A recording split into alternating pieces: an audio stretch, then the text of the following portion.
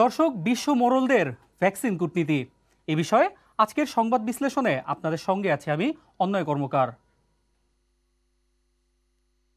দর্শক, বিশ্বব্যাপী টিকার জন্য হাহাকার আর দরিদ্র দেশগুলোতে টিকার তীব্র সংকটের মধ্যেও এরই মধ্যে নিজেদের 70% জনগণকে ভ্যাকসিনের আওতায় নিয়ে এসেছে যুক্তরাষ্ট্র। শুধু তাই নয়, আমরা জানি বিশ্বের মোট টিকার সিংহভাগই মজুত করে রেখেছে অন্যতম ক্ষমতাধর এই দেশটি। অর্থাৎ নিম্ন ও মধ্য আয়ের দেশগুলোতে যেখানে টিকার জন্য হাহাকার, সেখানে নিজেদের জনগোষ্ঠীর একটি বড় অংশকে ভ্যাকসিনের আওতায় আনার পর অব্যবহৃত বিপুল পরিমাণ টিকা মজুত করে রেখেছে যুক্তরাষ্ট্র। শুধু যুক্তরাষ্ট্র নয়, একই চিত্র যুক্তরাজ্য সহ ধনী দেশগুলোতেও। আর তাই যতই দিন যাচ্ছে এসব দেশের ওপর ততই বাড়ছে ভ্যাকসিন সহায়তার চাপ। এই যখন অবস্থা, তখন দেশের ভেতরে এবং বাইরে তীব্র চাপের মধ্যে থাকা বাইডেন অবশেষে দিয়েছেন ভ্যাকসিন সহায়তার আনুষ্ঠানিক ঘোষণা। বৃহস্পতিবার যুক্তরাজ্যে G7 সম্মেলনের প্রাক্কালে সাংবাদিকদের তিনি জানান, জাতিসংঘের বৈশ্বিক ভ্যাকসিন সহায়তা কর্মসূচি, যেটি কোভ্যাক্স নামে পরিচিত, এই কোভ্যাক্সের মাধ্যমে বিশ্বব্যাপী 50 কোটি ডোজ টিকা সরবরাহ করবে যুক্তরাষ্ট্র। আর এই টিকা কেনা হবে ফাইজারের কাছ থেকে। আগামী আগস্ট নাগাদ এই টিকা সরবরাহ শুরু হবে বলেও জানান তিনি। দর্শক, এবার দেখে নেব এই বিষয়ে আমার তৈরি করা একটি প্রতিবেদন। হোয়াইট হাউসের বরাতে আগেই জানা গিয়েছিল বিশ্বব্যাপী টিকা সহায়তায় এগিয়ে আসছে যুক্তরাষ্ট্র। অবশেষে এলো আনুষ্ঠানিক ঘোষণা। বৃহস্পতিবার যুক্তরাজ্যে G7 সম্মেলনের প্রাক্কালে ফাইজারের প্রধান নির্বাহীকে সঙ্গে নিয়ে সাংবাদিকদের সামনে হাজির হন মার্কিন প্রেসিডেন্ট জো বাইডেন। তুলে ধরেন কোভ্যাক্সের মাধ্যমে বিশ্বব্যাপী ফাইজারের 50 কোটি ডোজ ভ্যাকসিন সহায়তার রূপরেখা। বাইডেন বলেন, সব ধরনের চাপ এবং বৈষম্যের ঊর্ধ্বে থেকে নিম্ন ও মধ্য আয়ের অন্তত 100টি দেশকে কোভ্যাক্সের মাধ্যমে এই টিকা দেবে যুক্তরাষ্ট্র। ফাইজারের কাছ থেকে ক্রয় সাপেক্ষে আগামী আগস্ট নাগাদ এই ভ্যাকসিন সরবরাহ শুরু হবে বলেও জানান তিনি। And today, we're taking a major step that will supercharge the global fight against this pandemic. In my direction, the United States will purchase an additional 500 million doses from Pfizer vaccine, that will donate nearly 100 low and lower middle income countries. They will be the beneficiaries. The United States is providing these 500,000 doses with no strings attached. Let me say it again, with no strings attached. এ সময় Biden আরো বলেন, এরই মধ্যে নিজেদের অব্যবহৃত 8 কোটি dose টিকা কোভ্যাক্সের মাধ্যমে বিভিন্ন দেশে সরবরাহ করতে শুরু করেছে তারা। এছাড়াও হোয়াইট হাউস জানায়, প্রতিশ্রুত 50 কোটির মধ্যে এ বছরের শেষ নাগাদ অন্তত 20 কোটি ডোজ ভ্যাকসিন সরবরাহের লক্ষ্যমাত্রা নির্ধারণ করেছে যুক্তরাষ্ট্র। বাকি টিকা আগামী বছরের মাঝামাঝি নাগাদ সরবরাহ করা হবে বলেও জানানো হয়। এদিকে G7 সম্মেলন শুরু ঠিক আগ মুহূর্তে ভ্যাকসিন নিয়ে খুশির খবর দিয়েছেন জোট নেতারা। যুক্তরাজ্যের পক্ষ থেকে জানানো হয়, বিশ্বব্যাপী ভ্যাকসিন সহায়তা প্রোগ্রাম কোভ্যাক্সকে আরো শক্তিশালী করতে 100 কোটি ডোজ টিকা সরবরাহের বিষয়ে একমত হয়েছেন জোট নেতারা। আর এতে কেবল যুক্তরাজ্যের তরফ থেকেই দেয়া হবে 10 কোটি ডোজ টিকা। এরই অংশ হিসেবে আগামী কয়েক সপ্তাহের মধ্যেই নিজেদের অব্যবহৃত অন্তত 50,000 ডোজ টিকা বিশ্বের বিভিন্ন দেশে পৌঁছে যাবে বলেও জানায় বরিস জনসন প্রশাসন। অন্নয় কর্মকার, সময় সংবাদ। দর্শক, প্রতিবেদনটিতে আমরা যেমনটা দেখছিলাম, বিশ্বব্যাপী যুক্তরাষ্ট্রের 50 কোটি ডোজ ভ্যাকসিন সহায়তার ঘোষণার পরপরই টিকা নিয়ে আরও একটি সুসংবাদ দিয়েছে বিশ্বের ধনী দেশগুলোর জোট G7 নেতারা। যুক্তরাজ্যে G7 শীর্ষ সম্মেলন শুরু ঠিক আগ মুহূর্তে বিশ্বব্যাপী 100 কোটি ডোজ টিকা সরবরাহের অঙ্গীকার করেছেন তারা। আর এই টিকাও যাবে কোভ্যাক্সের মাধ্যমে। তবে প্রশ্ন হচ্ছে, বিশ্বব্যাপী যখন টিকার জন্য হাহাকার, ভ্যাকসিন সহায়তার এই ঘোষণা কেন এত দেরিতে? আদৌ কি এসব খণ্ডিত সহায়তা বিশ্বব্যাপী যে টিকা সংকট তা দূর করতে সহায়তা করবে? কতটুকু বা ভূমিকা রাখবে? দর্শক, এ বিষয়ে কথা বলতে আমাদের সাথে এই মুহূর্তে যুক্ত আছেন লন্ডন থেকে আমাদের সহকর্মী শোয়েব কবির এবং জার্মানির বার্লিন থেকে আমাদের আরেক সহকর্মী বিটু বড়ুয়া। আমরা চলে যাচ্ছি তার কাছে। আমরা প্রথমেই যাব হচ্ছে শোয়েব কবিরের কাছে। শোয়েব কবির, আপনাকে আমাদের আয়োজনে স্বাগত। আপনি কি আমাকে শুনতে পাচ্ছেন? হ্যাঁ, শুনছি। শোয়েব কবির, আপনার কাছে যেটি জানার ছিল, আপনি যুক্তরাজ্যে আছেন, আপনি অবগত আছেন যে আজকে আপনার এই যুক্তরাজ্যে আজকে থেকে G7 শীর্ষ সম্মেলন শুরু, এবং হচ্ছে যে এই সম্মেলন শুরু ঠিক প্রাক্কালে ঠিক আগ মুহূর্তে আমরা যেটি জানতে পেরেছি, প্রায় 1 বিলিয়ন অর্থাৎ হচ্ছে 100 কোটি ডোজ ভ্যাকসিন সহায়তার একটি ঘোষণা এসেছে G7 নেতাদের কাছ থেকে। ঠিক তার আগের দিন আমরা দেখেছি যুক্তরাষ্ট্র একাই 50 কোটি ডোজ ভ্যাকসিন সহায়তার একটি ঘোষণা দিয়েছেন মার্কিন প্রেসিডেন্ট জো বাইডেন। তো আমি আপনার কাছে যেটি জানতে যাচ্ছি যে এই ঘোষণাটি যুক্তরাষ্ট্রের ভ্যাকসিন সহায়তার ঘোষণা ঠিক পরপরই কেন এলো? এটি কি এক ধরনের কম্পিটিশন বা এক ধরনের প্রতিযোগিতার মতো বিষয়টি, নাকি হচ্ছে যে এই যুক্তরাষ্ট্র দিয়েছে ভ্যাকসিন ঘোষণার পরপরই যেহেতু G7-এর এই ঘোষণাটি এসেছে, এটি আসলে এত দেরিতে কেন এলো বা এটি আপনি আসলে কিভাবে দেখছেন? নয়, আপনি ঠিক যেমনটা বলছিলেন, G7 এই সামিটটি কিন্তু বিশ্বের অন্যতম যে 7টি শীর্ষ ধনী দেশ আছে তাদের সমন্বয় ঘটে এবং করোনা মহামারীর পরে এবং এই বিশ্ব নেতাদের সশরীরে এই সামিট হলো এবং এটি ব্রিটেনেই হলো। এবং আপনি জানেন যে ব্রিটেনে কিন্তু কিছুদিন আগে যে ব্রেক্সিট থেকে বের হয়ে গেছে, পাশাপাশি করোনা মহামারীর কারণে বেশ বিপর্যস্ত। এই সময় কিন্তু এই সামিটের দিকে কিন্তু পুরো বিশ্ব তাকিয়েছিল এবং তাকিয়েছিল যে এই সামিটের মাধ্যমে করোনা ভাইরাসের এবং ভ্যাকসিনেশন কার্যক্রম নিয়ে মূল কি হচ্ছে এবং সেই আভাসে কিন্তু আমরা গণমাধ্যম এবং আমরা দেখেছি। এবং সেই প্রেক্ষাপটেই কিন্তু গতকাল বরিস জনসন এবং জো বাইডেনের যে মিটিং হয়েছে আপনার কর্নওয়ালে, সেখানে কিন্তু আমরা বেশ কিছু আশার কথা আমরা শুনেছি। ইতিমধ্যে জো বাইডেন যে ঘোষণা দিয়েছেন যে তিনি 500 বিলিয়ন ভ্যাকসিন যেটি ফাইজারের সেরকম থেকে দিবে, তার পরিমাণ 3.5 বিলিয়ন এবং প্রতিটি ভ্যাকসিনের দাম কিন্তু করছে $60 করে। এই বিপুল অঙ্কের যে একটি ভ্যাকসিন কিন্তু তিনি বিশ্বের প্রায় 100টি দরিদ্র এবং 100টি দরিদ্র দেশকে দিবেন। এটি কিন্তু একটি খুশি সংবাদ। আপনি যেমনটি বলছিলেন যে এটি কেন দেরিতে আসলো, হয়তো এটি এমনও হতে পারে যেহেতু আন্তর্জাতিক রাজনীতি এবং আন্তর্জাতিক কূটনীতির একটি বিষয় হিসেবে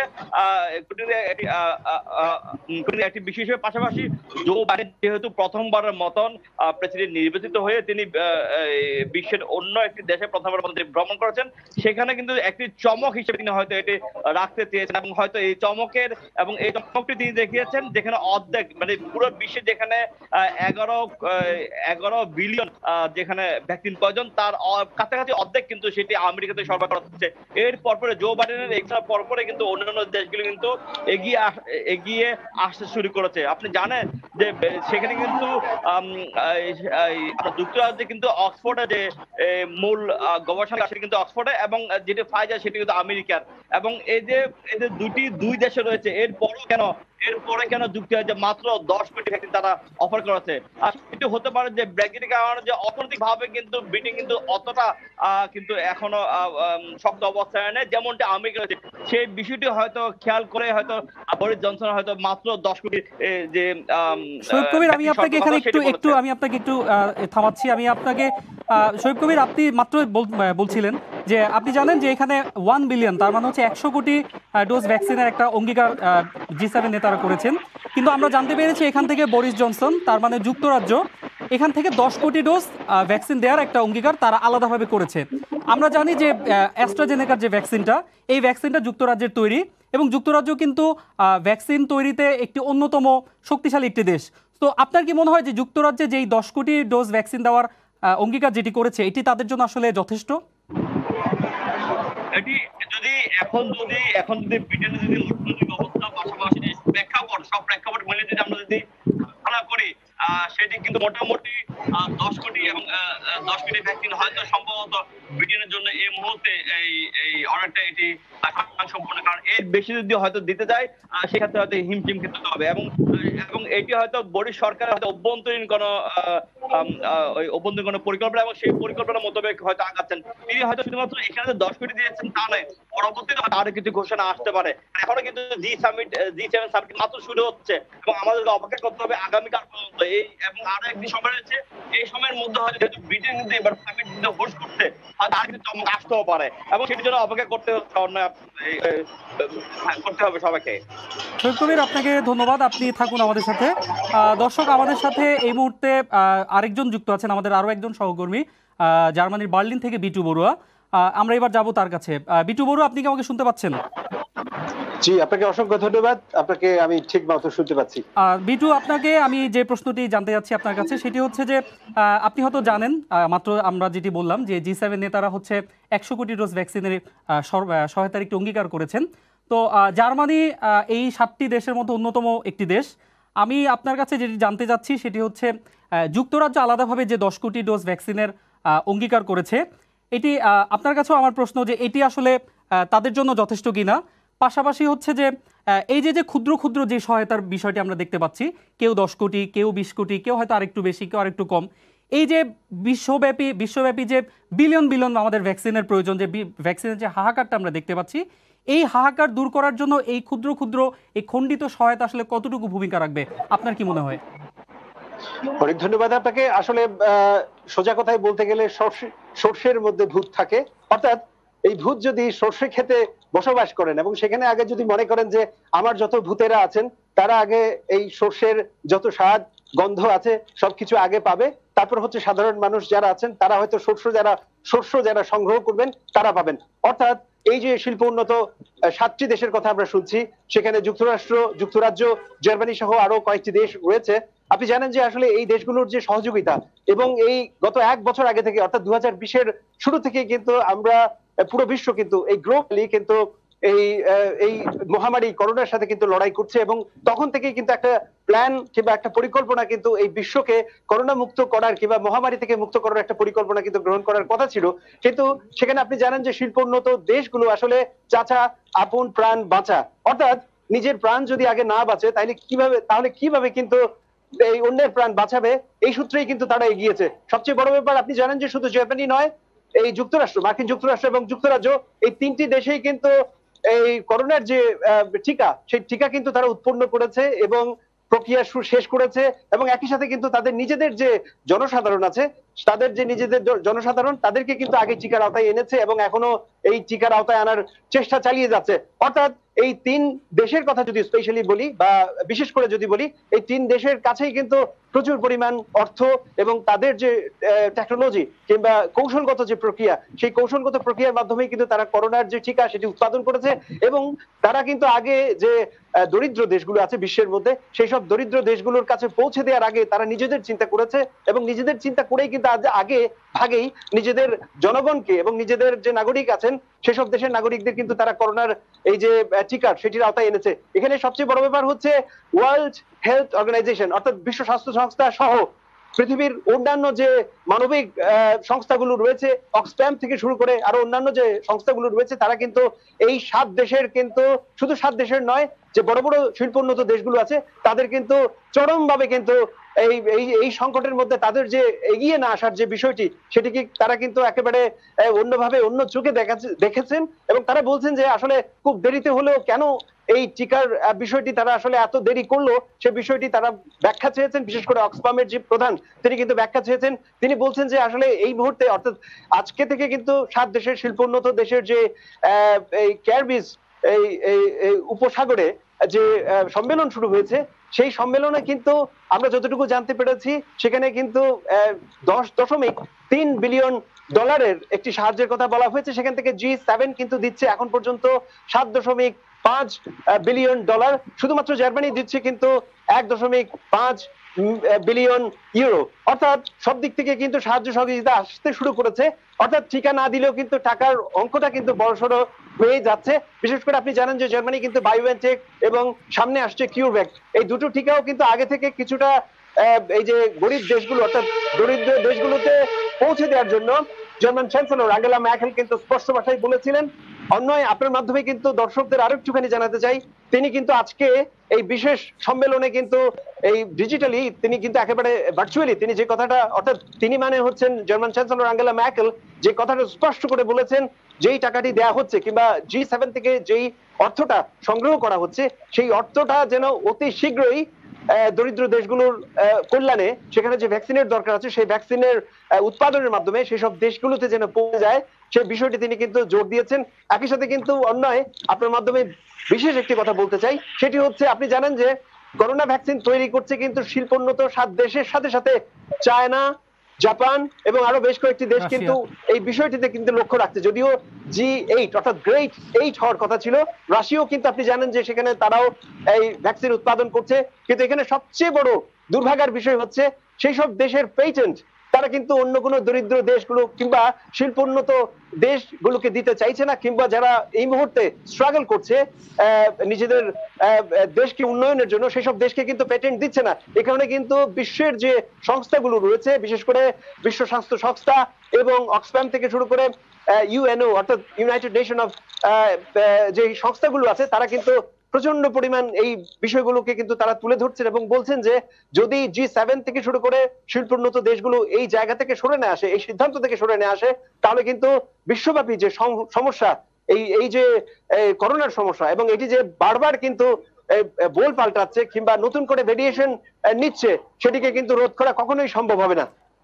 বিটু, আপনাকে আমি সবশেষ আরেকটি প্রশ্ন করতে চাই। সেটি হচ্ছে যে আমরা দেখেছি যুক্তরাজ্য আলাদাভাবে হচ্ছে 10 কোটি ডোজ ভ্যাকসিন সহায়তার একটি লক্ষ্যমাত্রা ঠিক করেছে, তারা অঙ্গীকার করেছে। আপনি কি এখন পর্যন্ত জার্মানির বিষয়ে কিছু জানতে পেরেছেন কিনা, যে এই জোটে জার্মানির পক্ষ থেকে তাদের কন্ট্রিবিউশন আসলে এই কত ডোজ ভ্যাকসিন তারা আসলে দিতে পারবে, এই বিষয়ে আপনার কাছে কোনো তথ্য আছে কিনা? জি, আবারও ধন্যবাদ আপনাকে। এখানে আমি এর আগে উল্লেখ করেছি কিন্তু আঙ্গেলা ম্যার্কেল, অর্থাৎ জার্মান চ্যান্সেলর আঙ্গেলা ম্যার্কেল, তিনি কিন্তু এই সেপ্টেম্বরেই বিদায় নেবেন এবং নির্বাচনের মাধ্যমেই কিন্তু নির্বাচনের আগেই তিনি বিদায় নেবেন এবং নির্বাচনে নতুন একজন চ্যান্সেলর আসবেন। কিন্তু যাওয়ার আগে তিনি একটি বিশেষ সিদ্ধান্ত কিন্তু তিনি আজকে ঘোষণা করেছেন। অর্থাৎ এই যে আমি শুরুর দিকে বলেছিলাম, তিনি কিন্তু বলেছেন যে G7 এর এখন পর্যন্ত তিনি সবচেয়ে বেশি অর্থকরীর সাহায্য দেওয়ার কিংবা সহযোগিতা দেওয়ার কিন্তু ঘোষণা তিনি দিয়েছেন এবং বলা হচ্ছে 1.5 বিলিয়ন ইউরো তিনি কিন্তু এই সহযোগিতার বিষয়টি তিনি উল্লেখ করেছেন এবং তিনি বলেছেন যে আসলে করোনার টিকা আসলে দেয়াটার চাইতে এই যে লিকুইড মানি, এই লিকুইড মানির মাধ্যমে কিন্তু আরো কি পরিমাণ ভ্যাকসিন উৎপাদন করা যাবে কিংবা এই সাধারণ যে জনগণ আছেন তৃতীয় বিশ্বের কিংবা দরিদ্র দেশগুলোতে পৌঁছে দেওয়ার জন্য, সেটি কিন্তু যথেষ্ট পরিমাণে কাজ করবে বলে তিনি জানান। কারণ আপনি জানেন, অন্যয় আপনার মাধ্যমে একটুখানি আরেকটু স্মরণ করিয়ে দিতে চাই, আপনি জানেন যে অ্যাস্ট্রাজেনেকা অর্থাৎ সুইডিশ ফার্মাসিউটিক্যালস কোম্পানি অ্যাস্ট্রাজেনেকার, আমি দুঃখিত, অ্যাস্ট্রাজেনেকার যে প্রতিটা টিকা, সেই টিকার মূল্যমান কিন্তু খুব কম, অর্থাৎ বাংলাদেশি টাকায় 200 টাকার মধ্যে কিন্তু এই টিকা পাওয়া যাবে। কিন্তু সেই অনুপাতে কিন্তু জার্মানির যে টিকা, বিশেষ করে বায়োএনটেক ফাইজার, সেটি কিন্তু কিছুটা দাম বেশি এবং একই সাথে মার্কিন যুক্তরাষ্ট্রের তৈরি মডার্না এবং হচ্ছে ফাইজার এবং অন্যান্য টিকার দামও কিন্তু মানে বাংলাদেশি সাধারণ মানুষ এটি কি অ্যাফোর্ড করার মতো না। সে কারণে কিন্তু টাকাটা হচ্ছে এখানে সবচেয়ে বড় উল্লেখযোগ্য ভূমিকা রাখছে। আঙ্গেলা ম্যার্কেল তিনি আরো উল্লেখ করেছেন যে এই টাকা দিয়ে যদি সত্যিকার অর্থে যদি ভালো টিকা উৎপাদন করা যায় এবং কিছুটা সাশ্রয়ী টিকা উৎপাদন করা যায়, তাহলে কিন্তু এই পৃথিবীব্যাপী যে সমস্যা এবং সাধারণ মানুষের যে টিকা থেকে বঞ্চিত হওয়ার যে সমস্যা, সেটি থেকে অনেকখানি আসলে উত্তরণ পাওয়া সম্ভব। অন্যয় বিটু, আপনাকে অসংখ্য ধন্যবাদ। আমাদের সঙ্গে এতক্ষণ যুক্ত ছিলেন লন্ডন থেকে শহীদ কবির এবং জার্মানির বার্লিন থেকে বিটু বড়ুয়া। আপনাদের দুজনকে আমাদের আয়োজনে অংশ নেওয়ার জন্য অসংখ্য ধন্যবাদ। দর্শক, এতক্ষণের আলোচনায় যে বিষয়টি স্পষ্ট, তা হলো বিশ্বজুড়ে টিকার জন্য যে হাহাকার, সেটি দূর করতে হলে মূলত অগ্রণী ভূমিকা পালন করতে হবে এই ধনী দেশগুলোকেই। তবে কেবল এই ক্ষুদ্র ক্ষুদ্র সহায়তা নয়, প্রয়োজন একটি দীর্ঘমেয়াদী সমন্বিত পরিকল্পনার, যেখানে বাণিজ্যের চেয়েও মুখ্য হয়ে উঠবে মানবতা। তবে নিয়ন্ত্রণে আসবে মহামারী, বাঁচবে প্রাণ। দর্শক, এখানে আরেকটি বিষয় গুরুত্বপূর্ণ, তা হলো ধনী দেশগুলো জাতিসংঘের কোভ্যাক্স প্রোগ্রামে যে পরিমাণ টিকা ডোনেট করবে, ততটাই আসলে শক্তিশালী হবে এই টিকা সহায়তা কর্মসূচি। অন্যান্য দেশের পাশাপাশি টিকা পাওয়ার সম্ভাবনা বাড়বে আমাদের বাংলাদেশেরও, কেননা এরা সবাই এই টিকা সরবরাহ করবে এই কোভ্যাক্স প্রোগ্রামের মাধ্যমেই। দর্শক, এই ছিল এই বিশ্ব মোড়লদের ভ্যাকসিন কূটনীতি বিষয়ে আজকের সংবাদ বিশ্লেষণ। আগামীতে আবারও দেখা হবে নতুন কোনো সংবাদের বিশ্লেষণে। সে পর্যন্ত সুস্থ থাকুন, সঙ্গে থাকুন সময়ের।